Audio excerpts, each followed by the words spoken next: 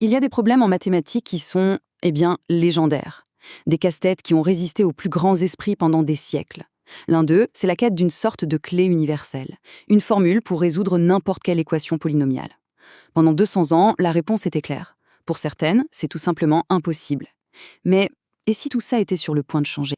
C'est une question un peu folle, non? L'idée qu'une clé puisse exister pour des serrures que l'on pensait inviolables depuis des générations. Eh bien, c'est exactement la piste que nous allons explorer aujourd'hui en se basant sur des documents qui proposent cette nouvelle approche. Ok, mais avant de plonger dans cette nouvelle idée, il faut prendre un peu de recul. Pour vraiment saisir l'enjeu, on doit comprendre le défi de base. Ce fameux casse-tête qui obsède les mathématiciens depuis si longtemps, la grande quête de X. Pendant longtemps, tout semblait bien se passer. Les mathématiciens gravissaient les échelons, un par un. Premier degré, facile. Deuxième degré, on a la formule. Troisième, quatrième degré, c'était de plus en plus compliqué, c'est sûr, mais ça marchait. On avait trouvé des formules générales, des sortes de passe-partout qui fonctionnaient à chaque fois. On avait l'impression de maîtriser le sujet. Et puis, bam, le mur. Après le quatrième degré, cette belle progression s'est arrêtée net.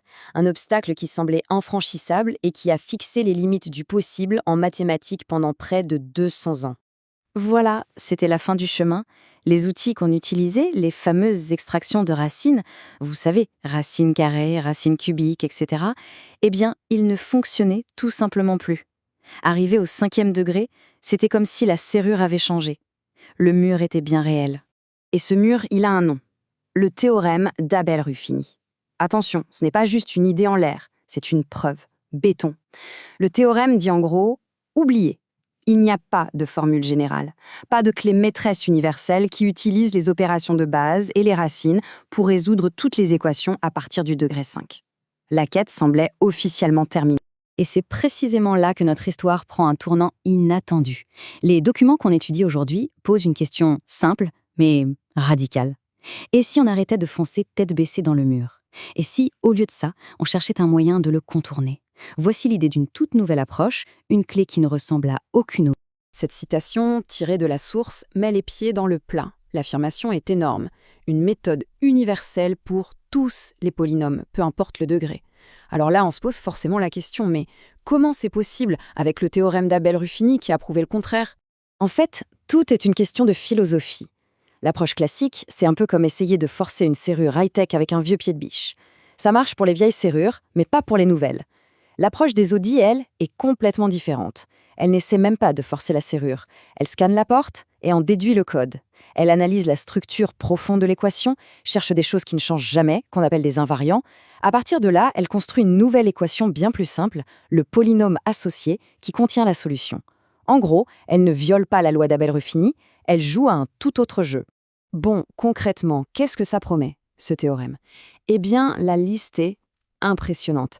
D'après les sources, cette méthode permettrait de trouver toutes les racines, de manière exacte, de savoir combien de fois chaque racine se répète, et tout ça en préservant la nature de l'équation de départ et surtout sans jamais utiliser les fameux radicaux. C'est un peu la liste de Noël du mathématicien. La théorie, c'est une chose, mais rien ne vaut un bon exemple pour voir si ça tient la route. Et justement, la source nous en donne un, pour nous montrer comment on pourrait, potentiellement, résoudre l'insoluble. Alors voilà, on nous présente ce monstre, un polynôme de degré 8. Juste en le regardant, on sent que c'est compliqué. Et on sait, grâce à Abel-Ruffini, qu'il n'y a pas de formule toute faite avec des racines pour trouver la solution. C'est le genre de problème qui, normalement, fait dire « stop, on ne va pas plus loin ». Et là, c'est le moment de la révélation, le fameux Eureka. La méthode prend cette équation qui a l'air si complexe, analyse sa structure interne et la réécrit comme ça. Tout d'un coup, la complexité a disparu. C'est comme si on avait enlevé un déguisement pour révéler quelque chose d'incroyablement simple. Et là, la solution saute aux yeux. Pas besoin d'être un génie pour voir que x doit être égal à 1. Et ce n'est pas tout. La méthode nous dit aussi que cette solution, 1, elle est là 8 fois. C'est une racine avec une multiplicité de 8. Et ça illustre parfaitement deux des grandes promesses du théorème. On trouve la racine exacte et on connaît aussi sa multiplicité. D'accord, l'exemple est bluffant. Mais essayons de voir plus loin. Si cette méthode est un jour validée, reconnue par toute la communauté scientifique, qu'est-ce que ça changerait vraiment? Quelles seraient les conséquences? Ce tableau, qui vient directement de la source, résume bien le changement de perspective. Prenez par exemple la ligne croissance du degré. Pour les méthodes classiques, plus le degré augmente, plus c'est l'enfer. Ici, ça n'a aucun effet.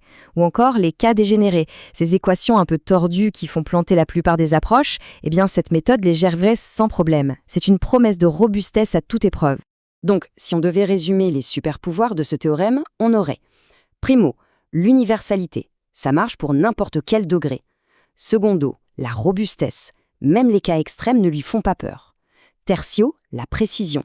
Il reconstruit les racines exactes et préserve le degré.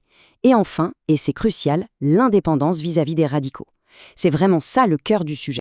Et tout ça, ça nous laisse avec une question assez vertigineuse.